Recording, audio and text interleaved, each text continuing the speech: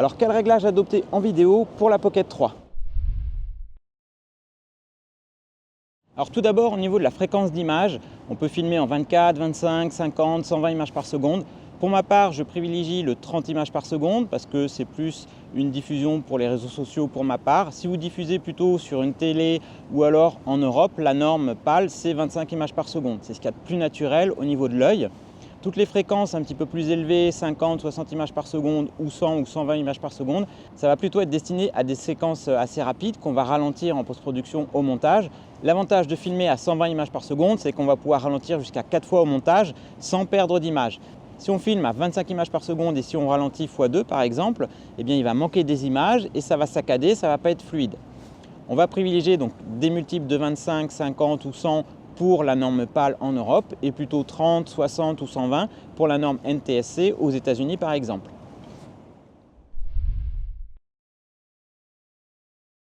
Alors ensuite, on va voir le profil couleur. On peut choisir le profil normal où là, on va pouvoir exploiter directement les rushs, on n'aura pas besoin de retouches en colorimétrie. On a le mode HLG qui va permettre de gérer des situations de luminosité un petit peu plus complexes, des fortes variations avec des zones très lumineuses et très sombres. Le mode HLG, l'inconvénient, c'est que tous les écrans ne le prennent pas en compte. Donc moi, je privilégie plutôt le mode D-Log M, qui est un profil de couleur plutôt désaturé, très peu contrasté, qu'on va pouvoir retoucher en post-production et on va pouvoir surtout gérer la colorimétrie et personnaliser un petit peu le rendu final qu'on souhaite.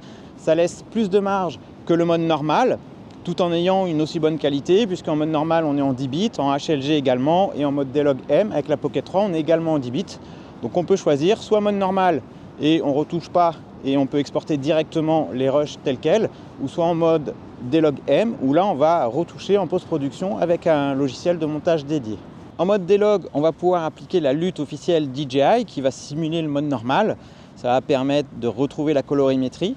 Donc on peut la télécharger sur le site officiel DJI, mais on peut également justement travailler un petit peu plus en profondeur la colorimétrie, appliquer des luttes personnalisées. Ça laisse plus de marge, plus de latitude lorsqu'on utilise le mode D-Log si on veut retoucher donc la colorimétrie.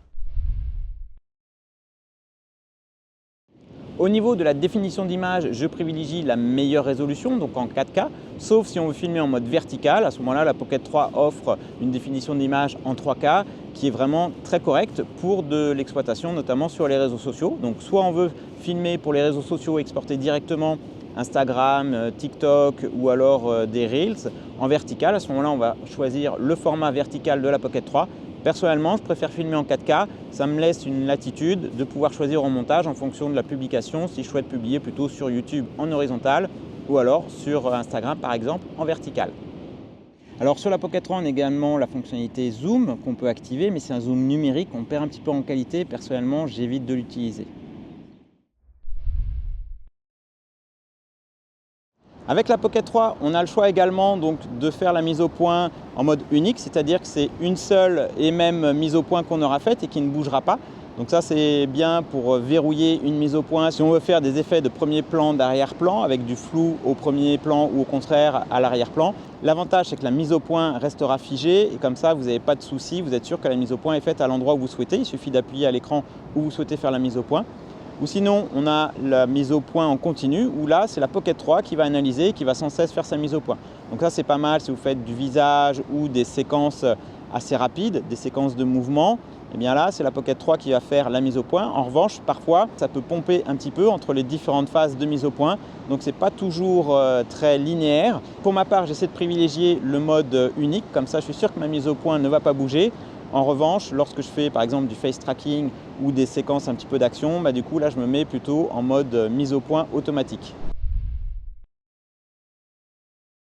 Pour ma part, je privilégie toujours le mode pro au niveau des réglages, ça me laisse plus de marge de latitude.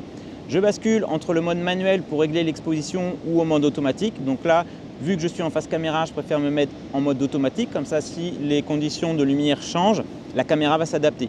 Mais si je fais des plans séquences où j'essaye de figer justement l'exposition, à ce moment-là, je me mets au double de ma fréquence d'image par seconde. Par exemple, si je filme à 30 images par seconde, à ce moment-là, j'ai une vitesse d'obturation à 1/60e.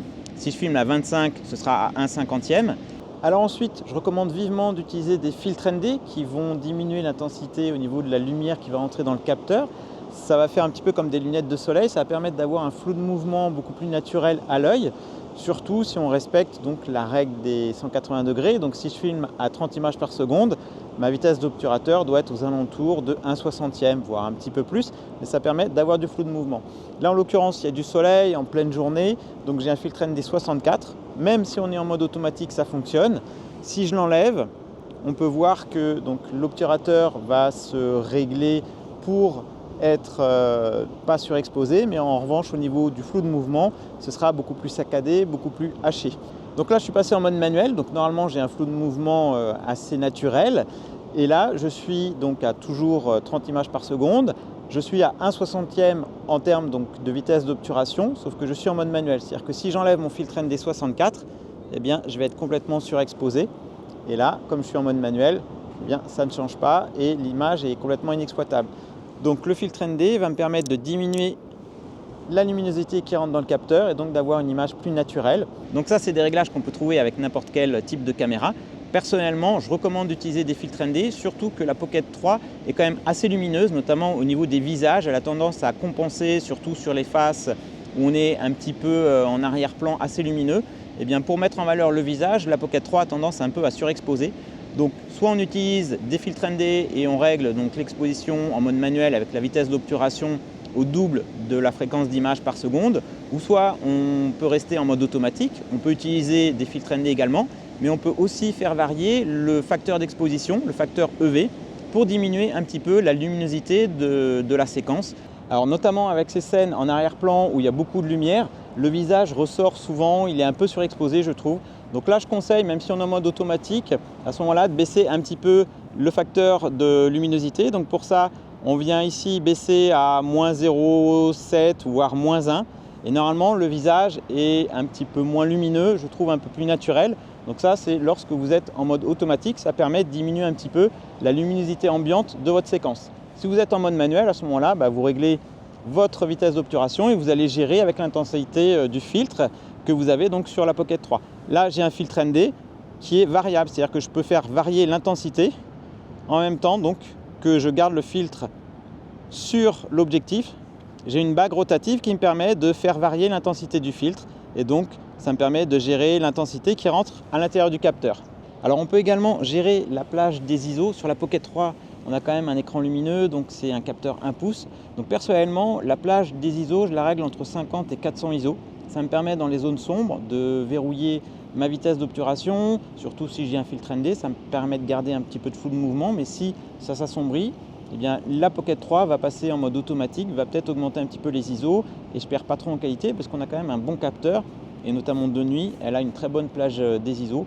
Donc je lui laisse de la latitude, généralement entre 50 et 200, voire peut-être 400, suivant la luminosité. Ça me permet de garder donc ma vitesse d'obturation et par rapport donc à ma fréquence d'image par seconde qui est réglée donc de base. Alors avec la Pocket 3, on peut utiliser l'objectif grand angle qui permet d'avoir un champ de vision plus large. C'est beaucoup plus pratique lorsqu'on vlog. Si je l'enlève, on peut voir que le champ de vision est quand même beaucoup plus étroit. Donc personnellement, lorsque je suis en face caméra, je mets l'objectif grand angle. L'inconvénient, c'est qu'on ne peut pas combiner objectif grand angle et filtre ND puisque mes filtres ND ne s'adaptent pas, ils ne s'aimantent pas sur l'objectif grand angle. Donc lorsqu'il y a du soleil, je privilégie quand même l'utilisation du filtre ND plutôt que l'objectif grand angle. Alors on a également un réglage qui permet de diminuer un petit peu la netteté globale de l'image. Sur la Pocket 3, c'est vrai que c'est assez net. Alors personnellement, je la laisse soit à 0, soit à moins 1. Ça me permet de diminuer un petit peu la netteté et d'avoir une image un petit peu plus douce, quitte à en rajouter après en post-production. Si vous ne souhaitez pas avoir de retouche en post-production, je vous conseille de laisser à 0, voire de la diminuer un petit peu à moins 1. Ça enlève un petit peu de netteté, ça rend l'image un petit peu plus naturelle, un petit peu plus douce, je trouve. Au niveau de la balance des blancs, je la fige en général aux alentours de 5000, entre 5000 et 5500 K. C'est la valeur de la lumière naturelle en général. Donc soit on peut la mettre sur automatique, mais du coup il risque d'y avoir des variations durant votre séquence. Donc personnellement, je recommande de la verrouiller. Et si vous ne savez pas exactement quelle valeur adopter, à ce moment-là, vous passez en mode automatique, vous repérez la valeur et ensuite vous passez en mode verrouillé, en mode manuel, avec la valeur que la caméra vous a affichée.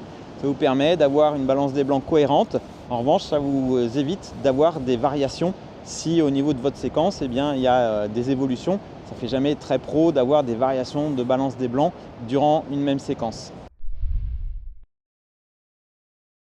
Alors ensuite, on va voir tout ce qui est aide à la prise de vue, donc notamment le face tracking que j'utilise beaucoup lorsque je suis en face caméra, bien sûr. Ça permet également, donc, lorsque vous posez la caméra, de vous suivre. Ça, c'est quand même assez impressionnant et c'est vraiment pour ça que j'ai choisi cette caméra parce que ça fonctionne très bien. Le face tracking et le repère donc, de personnes, ça vous permet de vous déplacer tout en ayant donc, un cadrage qui va être assuré par la caméra. Donc je l'utilise. Ça permet d'être sûr aussi de la mise au point. Donc là, je l'utilise, je vois bien mon visage qui est traqué.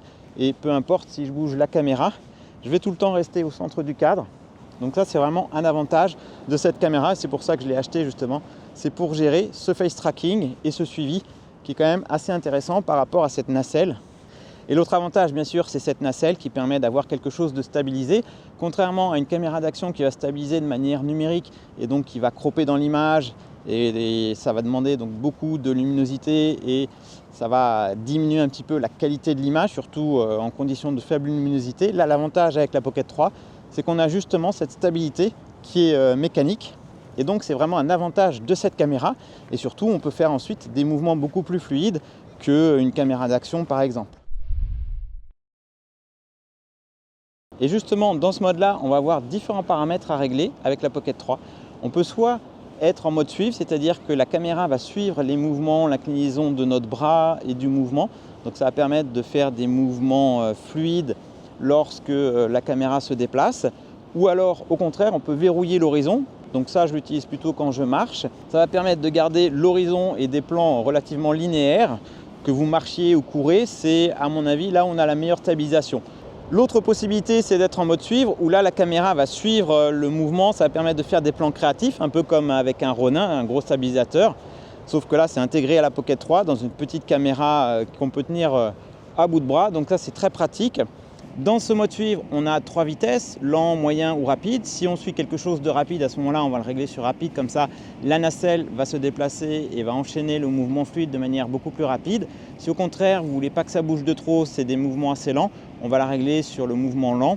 Et du coup, on va avoir beaucoup plus d'inertie au niveau de la réaction, au niveau de la gimbal. Donc attention, si vous suivez quelque chose de rapide, ça risque d'être un peu trop lent. Mais en revanche, on aura une meilleure stabilisation puisqu'on aura un mouvement qui aura un petit peu d'inertie et qui sera beaucoup plus fluide que le mode rapide. Le mode rapide va filtrer peut-être un petit peu moins les mouvements au niveau de votre poignet. L'avantage avec la Pocket 3, c'est qu'on peut gérer tous ces réglages au niveau de l'écran. Alors il faut des bons yeux parce que c'est quand même pas très visible. Mais sinon, on peut aussi tout gérer via l'application. Et c'est quand même relativement pratique. On a pas mal d'informations au niveau donc, de l'histogramme et on a des réglages qui sont un petit peu plus fins. On arrive à avoir beaucoup plus de latitude au niveau des réglages via l'application. Maintenant, ce n'est pas toujours pratique. L'avantage de cette Pocket 3, c'est que justement, elle tient dans la main, on peut la sortir et filmer de manière assez rapide. Alors la Pocket 3, l'avantage, c'est qu'on a un capteur à 1 pouce assez lumineux, donc on va pouvoir filmer en basse lumière ou alors en intérieur. Personnellement, je filme en mode automatique lorsque je suis en intérieur. S'il y a des lumières artificielles, ça va être important de bien gérer la fréquence d'image parce que si vous êtes donc en Europe, en intérieur avec de la lumière artificielle, avec des lampes, vous ne serez pas sur la même fréquence électrique et donc ça va clignoter au niveau de l'image. Ça ne va pas être fluide et agréable à l'œil. Donc il vaut mieux être à 25 ou à 50 images par seconde lorsqu'on filme sur de la lumière en Europe. Le mode nuit va nous permettre d'avoir une plage des ISO améliorée, donc plus étendue. Et c'est vrai que la Pocket 3 est assez bluffante dans ces conditions-là.